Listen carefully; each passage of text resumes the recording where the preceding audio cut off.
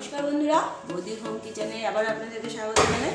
এখানে দেখতে পাচ্ছেন আমি যেটা নিয়েছি এটা চালের গুঁড়ো।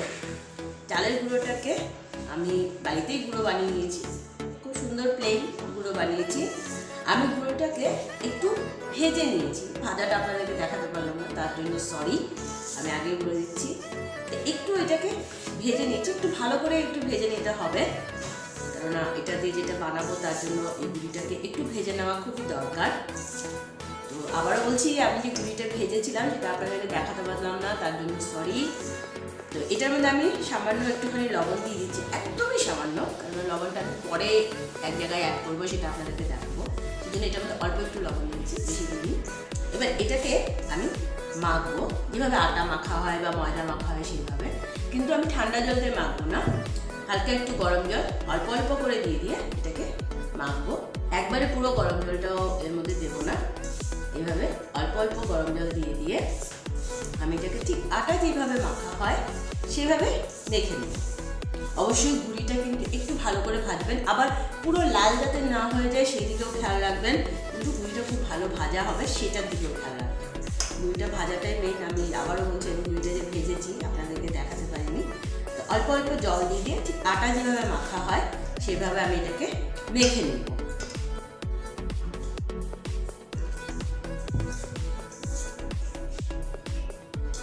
এই দেখুন, আমি একদম অল্প অল্প করে, আমি আগেই বলেছি একদম অল্প অল্প করে জল দিবেন, প্রথমেই একবারে জলটা দিয়ে দিবেন না, অল্প অল্প করে জল দিয়ে দিয়ে পুরোটাকে আমি মেখে নিয়েছি। এই দেখুন, আটা মাখার মতোই মেখেছি, কিন্তু না একদম নরম না একদম শক্ত, সেই জন্য অল্প অল্প করে গরম জল দিয়ে দিয়ে এটাকে মেখে নিতে হবে এইভাবে। তো এটা আমার মাখা হয়ে গেছে। এবার পরের প্রসেসটা আপনাদেরকে দেখাচ্ছি যে এটাতে কী বানাতে চলছে। শীতের মৌসুম চলছে, তো এই ধরনের জিনিসগুলো সব ঘরেই বানানো হয়, আমরাও বানালাম, আপনাদের সাথে শেয়ার করলাম। বাড়িতে বসে আরামসে এগুলো বানাতে হবে, কোনো প্রবলেম নেই। তো চলুন পরের স্টেপটা দেখা যাক। এখানে হলো নারকেল কুড়া, যেটা আমি গুড় দিয়ে আসিয়ে নিয়েছি। অবশ্যই এই পিঠাটা বানাতে গুড় দিয়ে নারকেলটা আসিয়ে নেবেন। আমি এখানে নারকেলটাকে গুড় দিয়ে আসিয়ে ঠান্ডা করে নিয়েছি। এবার দেখুন কিভাবে পিঠাটাকে বানাচ্ছি আমরা। এই দেখুন, এতটুকু পরিমাণে যেভাবে আমরা আটার গুঁড়ো করি এভাবে এটাকে নিয়ে নিতে হবে, হাত দিয়ে ভালো করে চেপে নিতে হবে, তারপর হাতের মধ্যে গোল পাকিয়ে নেব। দেখুন কিভাবে গোলটা পাকাচ্ছি, এইভাবে গোলটা হাতের তালুতে নিয়ে পাকিয়ে নিতে হবে। এই দেখুন, এইবার এইভাবে দুটো বুড়ো আঙ্গুল চেপে চেপে এটাকে মাঝখান দিয়ে একটা বাটির মতো শেপ করে নিতে হবে। সাইডগুলো পুরো সমান থাকতে হবে, না একদিক মোটা একদিক পাতলা হলে হবে না, পুরো সমান থাকতে হবে। এভাবে দুটো বুড়ো আঙ্গুল দিয়ে চেপে চেপে মাঝখানটাকে এভাবে বাটির মতো করে একটা শেপ আমরা বানিয়ে নিচ্ছি। দেখুন, এটা হয়ে গেল বাটির মতো। এবার যে নারকেলটা আসিয়ে নিয়েছিলাম সেটা এর মধ্যে দিব। অবশ্যই এই নারকেলটা আপনারা গুঁড়ো দিয়ে আসিয়ে নেবেন, তাহলে এটা খেতে আরও বেশি টেস্ট হবে, নারকেল চিনি দিয়ে না করে। দেখুন, এইবার সাইডগুলো সুন্দর করে মুড়ে দিব যাতে খুলে না যায়, ওইভাবে এইভাবে চেপে চেপে মুড়ে দিতে হবে সাইডগুলোকে। এবার একটু ডিজাইন করে নিব, যদি হাতে লেগে যায় একটুখানি চালের গুঁড়ো হাতে লাগিয়ে নিয়ে আপনারা এইভাবে মুড়ে মুড়ে ডিজাইন করে নিন। এই দেখুন, এইভাবে মুড়ে মুড়ে ডিজাইনটা করে নিতে হবে। ব্যাস, আমাদের পুলি রেডি হয়ে গেছে। এইভাবে আমরা বেশ কয়েকটা পুলি রেডি করে নিব। এই দেখুন, আমরা এখানে বেশ 3-4টে পুলি রেডি করে নিয়েছি। এই দেখুন, 3-4টে পুলি কিন্তু আমরা রেডি করে নিয়েছি। এইভাবে আমরা বাকি সবগুলো পুলি রেডি করে নিই। এই দেখুন, আমি আরেকটা পুলি এভাবে বাটির মতো গোল করে নারকেল ভিতরে দিয়ে ভালো করে মুখটাকে চেপে নিয়ে অন্যরকম একটু শেপ করে দিচ্ছি।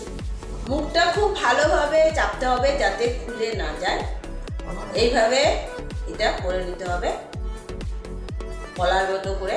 এই দেখুন, এটাও একটা শেপ হয়ে গেল। এটাতে কোনো ডিজাইন নিয়ে জাস্ট কলার মতো করে দুটো সাইড উঠিয়ে এটাকে করে নিয়েছি। এইভাবে ডিজাইন করে করে পুলিগুলোকে রেডি করব।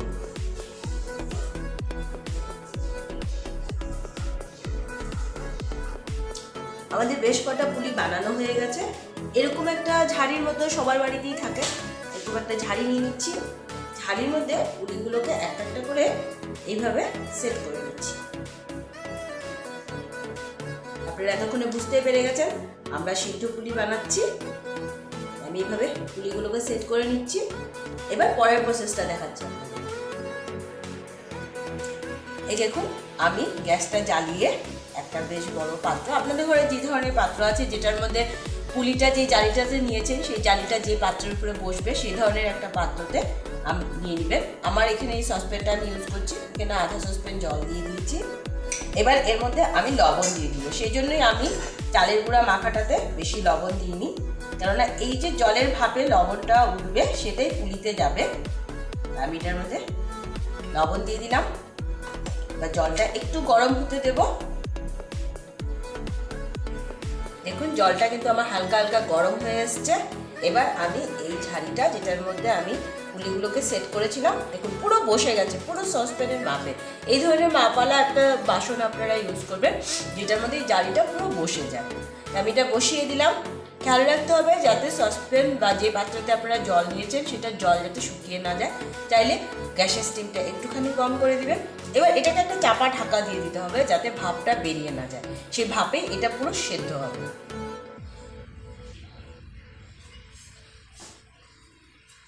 দেখতেই পাচ্ছেন এখানে বিভিন্ন ধরনের শেপ করেছি, রসগোল্লার মতন একটা শেপ হয়েছে। তো এবার এটাকে চাপা ঢাকা দিয়ে দিচ্ছি। মোটামুটি 5 থেকে 7 মিনিট এটা পুরো চাপা ঢাকা দেওয়া থাকবে। ততক্ষণ পর্যন্ত ঢাকাটা খুলবেন না, অবশ্যই 5 থেকে 7 মিনিট। এই দেখুন আমি পুরো চাপা ঢাকা দিয়ে দিলাম। দেখুন আমি ঠিক 5 থেকে 7 মিনিট পর ঢাকাটাকে খুলছি।